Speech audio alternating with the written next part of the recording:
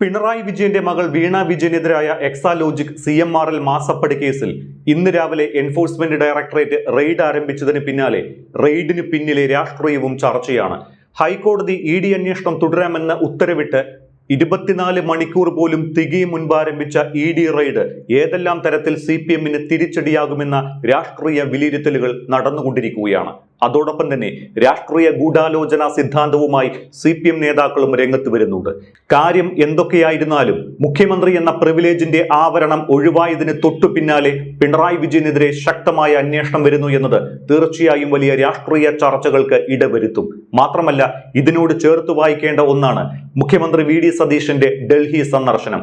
CMRL കമ്പനിയുടെ ഹർജി ഹൈക്കോടതി തള്ളിയ അതേ ദിവസം തന്നെയാണ് മുഖ്യമന്ത്രി VD സതീശൻ പ്രധാനമന്ത്രി നരേന്ദ്രമോദിയുമായി കൂടിക്കാഴ്ച നടത്തിയത്. കൂടിക്കാഴ്ച നടന്ന് നേരം ഇരുട്ടി വെളുത്തപ്പോഴേക്കും പിണറായി വിജയന്റെ പടിവാതിലിൽ ED സംഘം പരിശോധനയ്ക്കായി എത്തി. മുഖ്യമന്ത്രി പ്രധാനമന്ത്രിയെ കണ്ടത് സംസ്ഥാനത്തിന്റെ ആഭ്യന്തര കാര്യങ്ങൾ ചർച്ച ചെയ്യുന്നതിനാണ് എങ്കിലും ഈ കൂടിക്കാഴ്ചയെ ED റെയ്ഡുമായി കൂട്ടിക്കെട്ടുകയാണ് CPM നേതൃത്വം.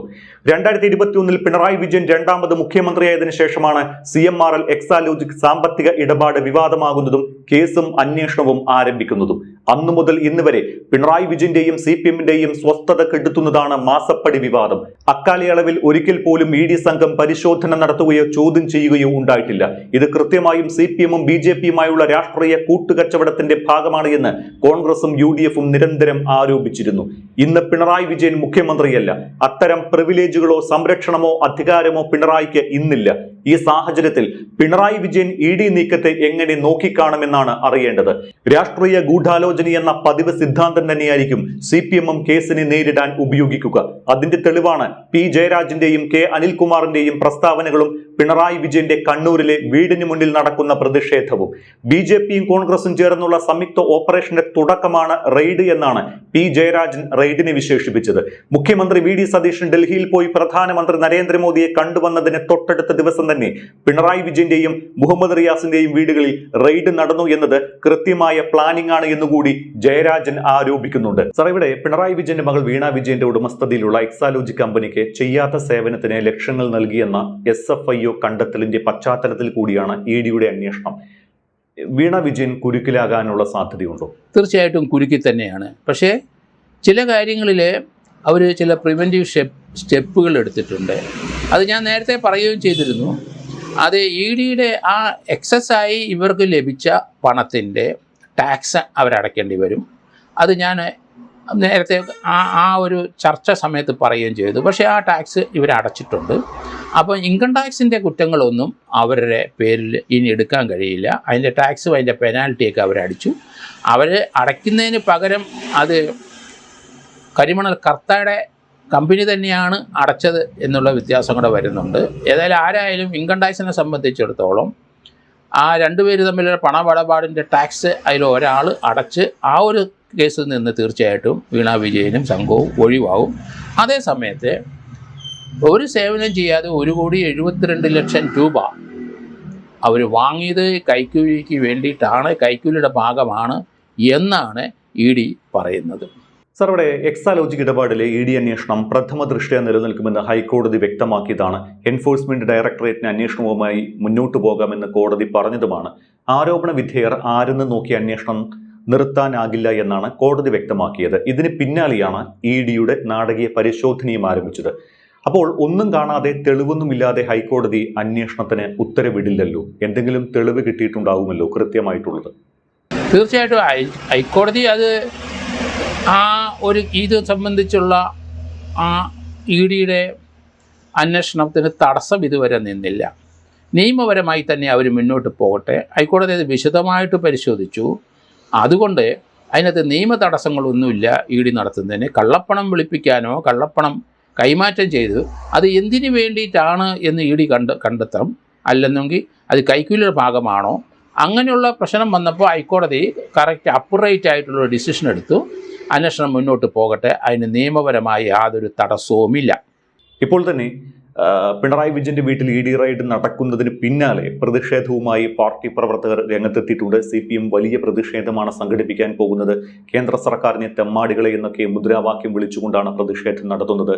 റെയ്ഡ് BJPയും കോൺഗ്രസും തമ്മിലുള്ള സംയുക്ത ഓപ്പറേഷനാണ് എന്ന് മുതിർന്ന CPM നേതാവ് P. ജയരാജൻ പോലും പ്രതികരിച്ചിട്ടുമുണ്ട്. ശരിക്കും ഈ ഒരു റെയ്ഡിന് പിന്നിൽ രാഷ്ട്രീയമുണ്ടോ? അങ്ങനെ സംശയിക്കണം.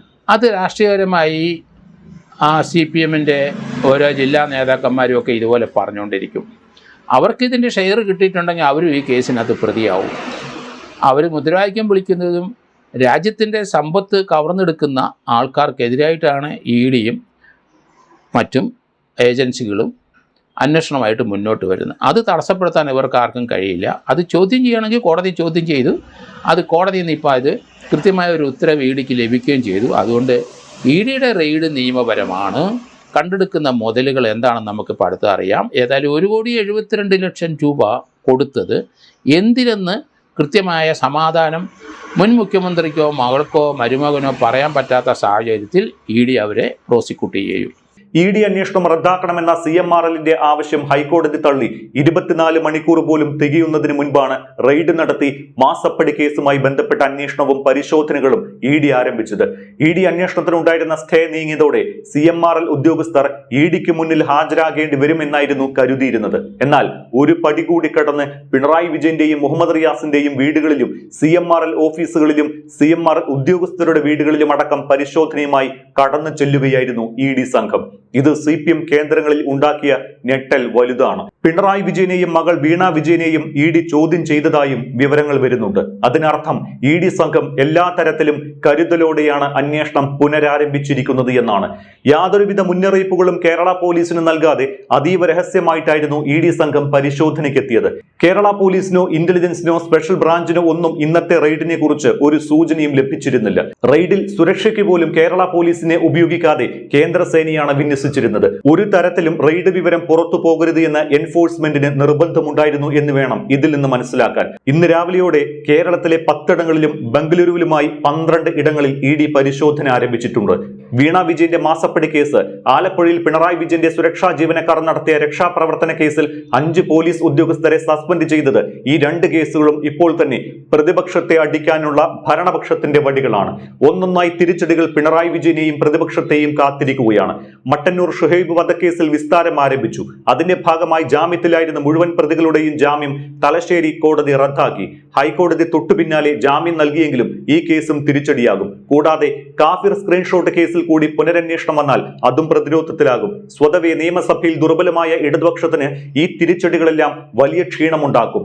ഭരണപക്ഷത്തെ ആക്രമിക്കാൻ ഉദ്ദേശിക്കുന്ന പ്രതിപക്ഷത്തെ ഈ കേസുകളുടെ പേരിലായിരിക്കും ഭരണപക്ഷം പ്രതിരോധത്തിലാക്കുകയും ആക്രമിക്കുകയും ചെയ്യുക.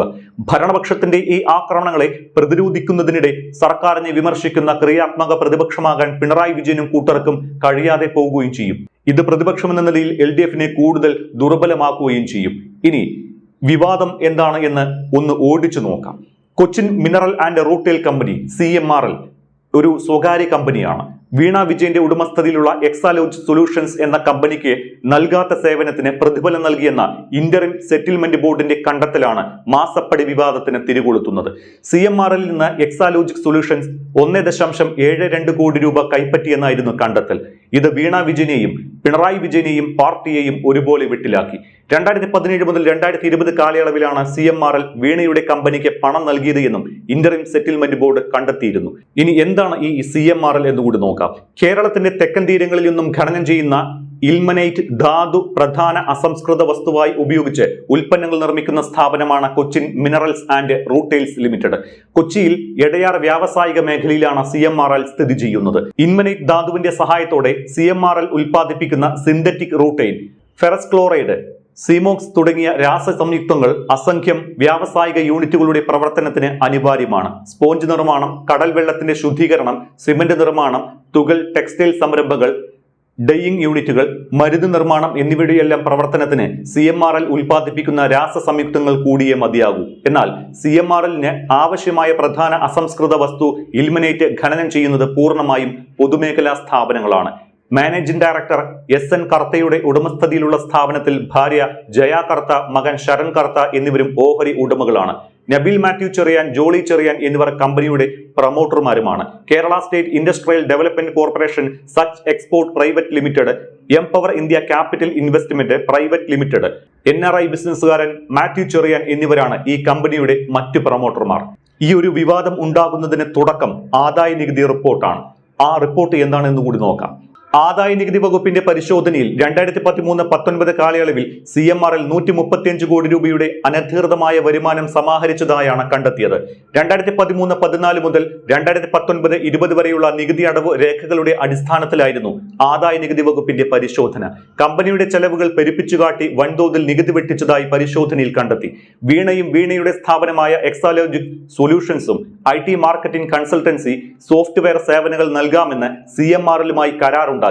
വീണയിൽ നിന്ന് IT മാർക്കറ്റിംഗ് കൺസൾട്ടൻസി സേവനങ്ങൾ ലഭിക്കാൻ 2016 ഡിസംബറിലും സോഫ്റ്റ്വെയർ സേവനങ്ങൾക്കായി എക്സാലോജിക്കുമായി 2017 മാർച്ചിലുമാണ് CMRL കരാറുണ്ടാക്കിയത്. കരാർ പ്രകാരമുള്ള സേവനങ്ങൾ എന്തെങ്കിലും ലഭിച്ചതായി തങ്ങൾക്ക് അറിയില്ല എന്ന് CMRLന്റെ chief financial officer K. Suresh Kumar, chief general manager P. Suresh Kumar എന്നിവർ മൊഴി നൽകി. മൊഴി പിൻവലിക്കാനായി കർത്തായും കമ്പനി ഉദ്യോഗസ്ഥരും പിന്നീട് സത്യവാങ്മൂലത്തിലൂടെ ശ്രമിച്ചുവെങ്കിലും നിയമവിരുദ്ധമായാണ് വീണയ്ക്കും എക്സാലോജിക്കിനും പണം നൽകിയത് എന്ന വാദത്തിൽ ആദായ നികുതി വകുപ്പ് ഉറച്ചുനിന്നു. 2017-20 കാലയളവിൽ മൊത്തം 1.72 കോടി രൂപയാണ് വീണയ്ക്കും എക്സാലോജിക്കിനുമായി ലഭിച്ചത് എന്നും ഇത് നിയമവിരുദ്ധ പണമാണ് എന്നുമായിരുന്നു ആദായ നികുതി വകുപ്പിന്റെ കണ്ടെത്തൽ. നേരത്തെ സൂചിപ്പിച്ച 135 കോടി രൂപയുടെ അനധികൃത ഇടപാടിൽ 95 കോടി രൂപ വിവിധ വ്യക്തികൾക്കും സ്ഥാപനങ്ങൾക്കുമായി വീതിച്ചു നൽകിയിട്ടുമുണ്ട്. രാഷ്ട്രീയ പാർട്ടികൾ, ട്രേഡ് യൂണിയനുകൾ, പോലീസുകാർ, മാധ്യമ സ്ഥാപനങ്ങൾ തുടങ്ങിയവർക്ക് പല സമയങ്ങളിലായി പണം നൽകിയെന്ന് CMRL ചീഫ് ഫിനാൻഷ്യൽ ഓഫീസറിനെ ഉദ്ധരിച്ച് ആദായ നികുതി വകുപ്പ് വ്യക്തമാക്കി. കമ്പനിയുടെ പ്രവർത്തനത്തിന് ആവശ്യമായ ഇൽമനേറ്റ് ധാതുവിന്റെ സുഗമമായ ലഭ്യത ഉറപ്പാക്കുന്നതിനും കമ്പനിയുടെ പ്രവർത്തനങ്ങൾക്ക് ഭീഷണിയാകുന്ന തരത്തിലുള്ള പ്രവർത്തനങ്ങളും പ്രക്ഷോഭങ്ങളും ഉണ്ടാകുന്നില്ല എന്ന് ഉറപ്പുവരുത്തുന്നതിനുമാണ് പോലീസുകാർക്കും മാധ്യമ സ്ഥാപനങ്ങൾക്കും പണം നൽകിയത് എന്നും ഇത് അവർ ആവശ്യപ്പെട്ടതിന് ശേഷമാണ് എന്നും CMRL ചീഫ് ഫിനാൻഷ്യൽ ഓഫീസറിന്റെ മൊഴി വ്യക്തമാക്കുന്നുണ്ട്. ഇതിനിടെയാണ് ഈ കേസിലേക്ക് SFIO കൂടി വരുന്നത്. ഇതോടുകൂടിയാണ് ഈ കേസ് ആളിക്കത്തുന്നതും വലിയ രാഷ്ട്രീയ വിവാദമാകുന്നതും CPM പ്രതിരോധത്തിലാകുന്നതും.